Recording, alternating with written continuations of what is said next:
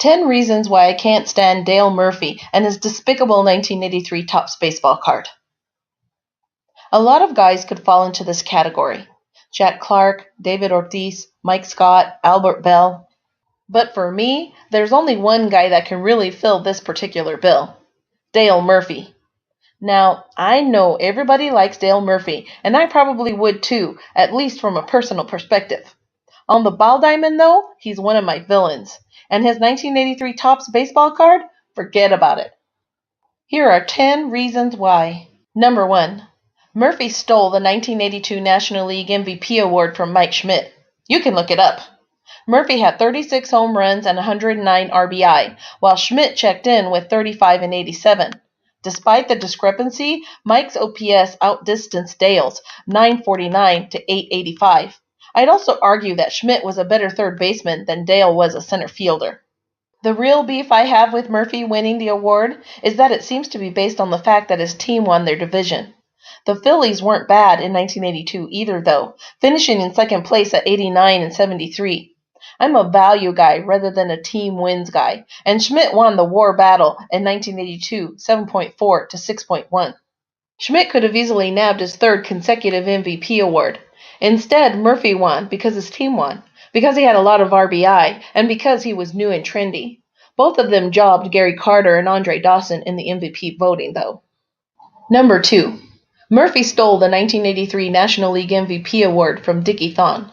Truth be told, Murphy and Thon were about as valuable as each other in 1983, but Murphy got the nod because he hit with power and his team won 3 more games than Thon's Houston Astros. But man, Thorne was new and trendy for sure. And if you rewarded Murphy in 1982, didn't you have to reward Thon in 1983 after he finished with 20 home runs, 34 stolen bases, 81 runs, and 798 OPS, playing in the Astrodome as a shortstop? Number 3. Murphy's 1983 Topps card is the very image of arrogance. There he is in the on-deck circle, twisted towards the camera, with his bat extended, as if to say, "See, this is how I inflict pain on pitchers across the land." His short sleeves showcase slender but muscular arms, and his square shoulders that seem to taunt you. Does your team have anyone like me? And then, just to throw a little more shade your way, Murphy smiles off into the blue sky from his picture-in-picture headshot, teeth and dimple basking in the sunshine. I'm just better than you all around. Number 4. Murphy gave up the tools of arrogance for center field. Catchers are like you and me. They labor all summer long in the anonymity of their mask and pads, sweating and grunting to do the best job they can for their team. There is very little glitz, and most of the glory that comes with the position is bestowed upon their battery mates on the mound. Catchers get paunchy if they don't start that way. Their legs and backs get tired and old, and they lose their hair. Center fielders, though, boy, those guys are something else, aren't they? Center fielders are handsome and athletic. They're the high school quarterback and the wunderkid middle manager from your office rolled into one package of intolerable self. Dale Murphy started his major league life as a catcher. Dale Murphy rose to fame as a center fielder. See what I mean? Number 5.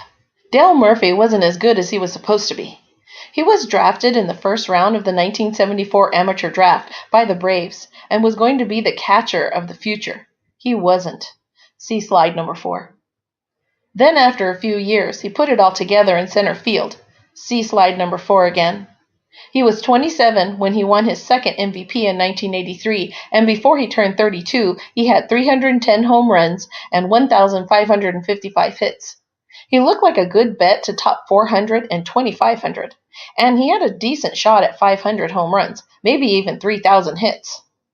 And I wanted him to do it too, because he was a good guy. I started to accept that fact. More importantly, he was part of my childhood landscape. So yeah, go Dale Murphy. But then Superman began to look mortal. His homer total dropped from 44 in 1987 to 24 in 1988, and then to 20. He managed 24 again in 1990, but he never got out of the teens again. He was out of the game by 1993, finishing with 398 home runs and 2,111 hits. Number 6. Murphy was the National League version of Jim Rice. Not exactly, of course, because Murphy was a better fielder and played longer than Rice. And Rice was more of a fearsome hitter back in his peak. But they both ended up with close to 400 homers and more than 2,000 hits, and 0 World Series rings. Yet Rice made it to the Hall of Fame on his 15th and final ballot thanks to a groundswell of support that I can only assume originated from within the bowels of Fenway Park.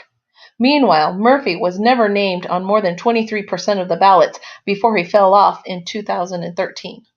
Would Murphy have made the cut if he had retired with the Braves rather than hanging on with the Phillies and the Rockies? I don't know, but I'm honked off that he disrupted the Murphy/Rice balance. Number 7. Murphy's Braves always beat my Cincinnati Reds. The Reds went 4-14 against the Braves in 1982 and 6-12 in 1983. Never mind the Reds didn't fare much better against any other team during those years. I hated the Braves. Number 8. Murphy's 1983 Topps card reminds me of both lost seasons.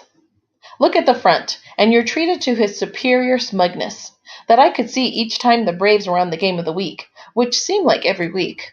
Flip it over, and all I could see was the inferior stats that somehow robbed Mike Schmidt of his 1982 National League MVP award. Dale Murphy lost a home run contest to Gary Redus at Riverfront Stadium. That was great for me as a Reds fan, but it hurts a little to watch it now. Redus was awesome, and I thought he'd be a major cog when the Reds started winning in the 1980s and throughout the 1990s. He had some solid seasons for sure, but he fell short of the Hall of Fame projections I had for him. So did Murphy, but you know how that went. Number 10. Del Murphy seems like a genuinely good human being. This one gripes me most of all because I can't truly justify any of my other objections to Murphy. By all accounts, Murphy is a devoted family man, committed to his faith and pouring himself into all sorts of charitable endeavors. Darn him! Like our video? Then like our video and subscribe to our channel.